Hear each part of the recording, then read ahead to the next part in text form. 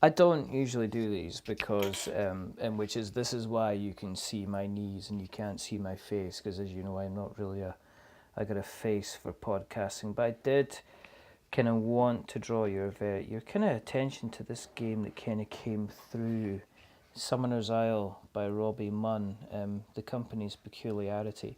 Robbie, as you know, he's been on the show a couple of times now actually, but I I was quite surprised when I kind of got the game through. Played it kind of at Aircon. Haven't kind of It's not been too far from my thoughts since I kind of played it, and I just wanted to run very very quickly through some kind of first thoughts, and if you're maybe looking for something different, then maybe you should consider kind of having a look. The first thing is to remember is that um, this isn't sent to me. This was actually part of a Kickstarter reward, so it's just to be completely clear that I've not been given this as a kind of a preview copy, so I can say pretty much whatever I like. It's rubbish, burn it, set it on fire.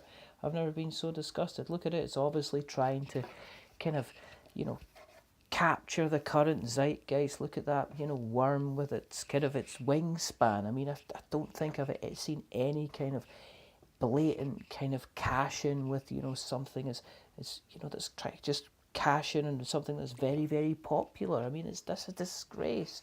However, what isn't a disgrace is the fact that, I mean, this is, I don't know of any other games that kind of start off by saying, okay, on the inlay side of things, let's do a nice little bit of artwork on the inside.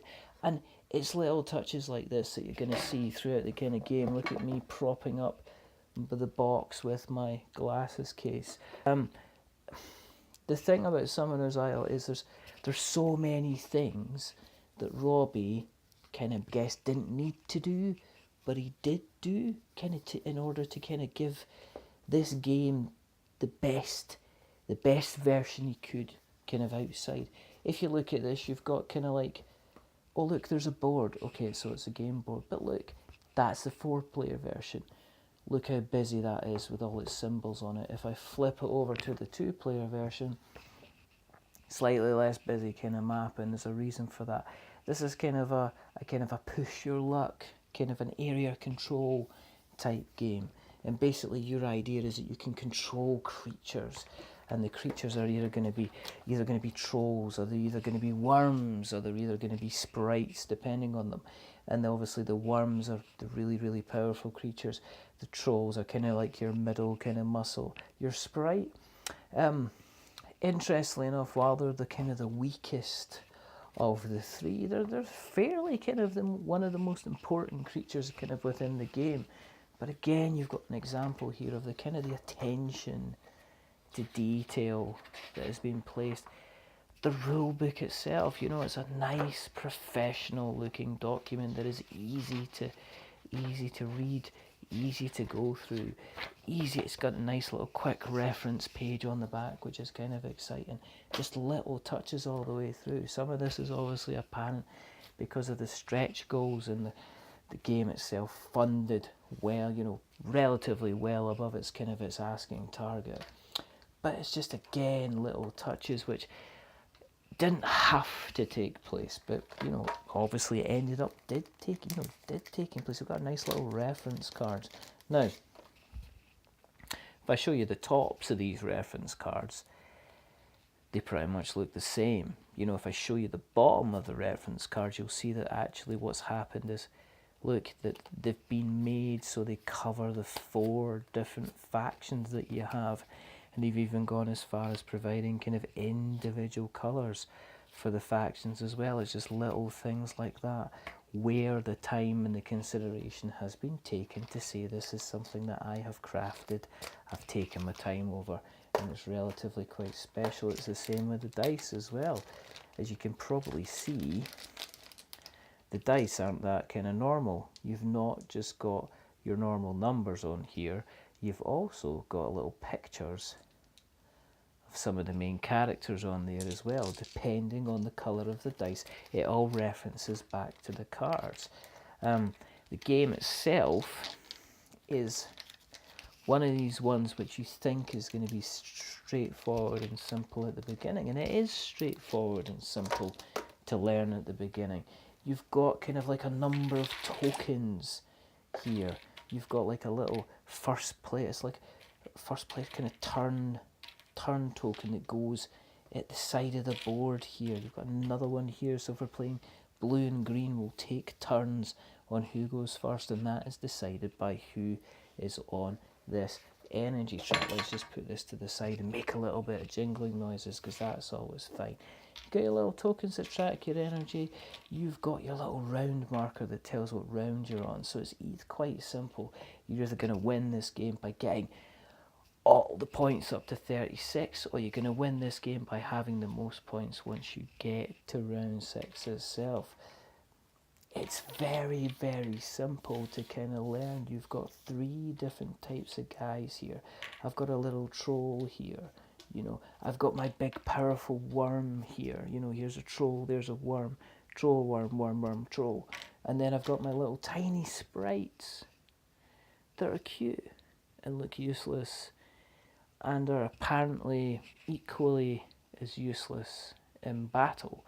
However, they have an important role to play in the fact that your worm and your troll want to kind of be defending the sprites, or going in and eliminating other people's sprites.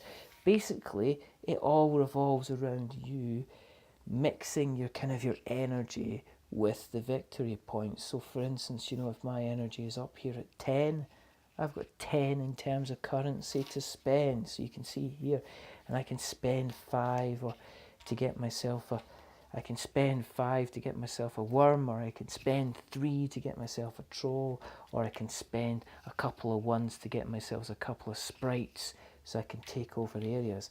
You would do that. You summon. That's the whole point of the game. As you know, the first thing you do is you're sticking down tokens in groups, and as you can see, you've got little territories. The territories are the same, and they kind of come into play as you go. It's very, very simple. It's very, very quick. It's designed to come on the table, take a little bit of time, like a starter or an aperitif or the cheese board at an end of a meal, and it's not going to overstay its welcome, and you're going to feel comfortable once you've played a kind of a game. This is the kind of game that it's trying to be here.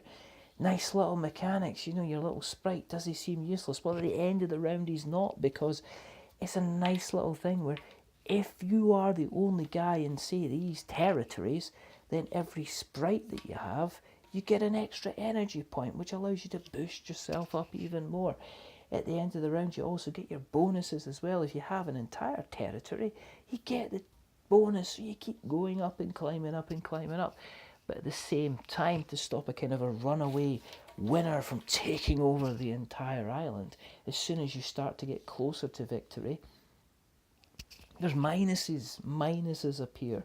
You appear in here, you're going to be losing certain amounts of points, so at the end you've really got to have a domination over the entirety of Summoner's Island in order for you to kind of win the game. And at the same time, you're only looking, if it's a 2-player game, you're only looking at 6 rounds before the game finishes.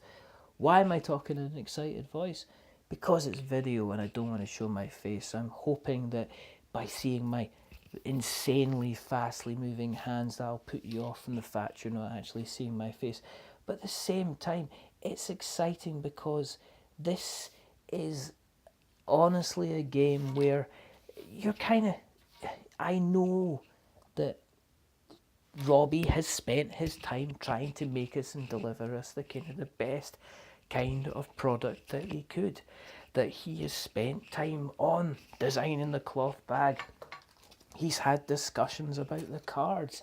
He's thought about putting, you know, little symbols where the number 6 should do. And what you get is you get a game that doesn't overstay its welcome, that it's very, very easy to kind of play and get the basics, but then the strategy kind of kicks in as you're moving your guys kind of like around the island. Do you do here? Do you go to war? Do you try and move? Do you summon in a lot of sprites to kind of fill the island with all of the, all the areas to gain yourself points? Or do you bring in the powerhouses instead in the hope that you can slowly dominate the island against everybody else, and then you can wipe them away. It's fulfilled, it's out there, people are playing it just now.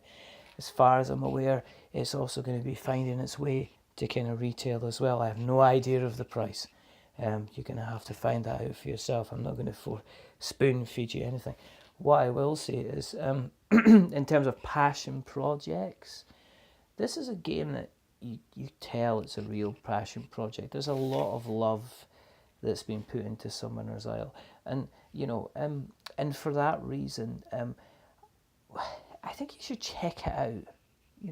If you don't get a copy yourself, then find somebody who has and experience it, because it's not nice is such a horrible word, but it's for what it is, it's very, very good at what it does. And so we're going to give it a little badge here, but in fact we'll give it 2. That's not a score or anything. It's not 2 out of anything. It's just, look, I've got a pile of these badges after the Kickstarter. So I thought, look, let's put 3 on, make of that what you will. Anyway, this is Richard. This is We're Not Wizards. Until the next time, stay safe, roll 6s, and if you're going to be summoning, get yourself onto Summoner's Isle. This is when I roll this and I get a 3. Not even that. A 1. Brilliant. Till the next time. Bye.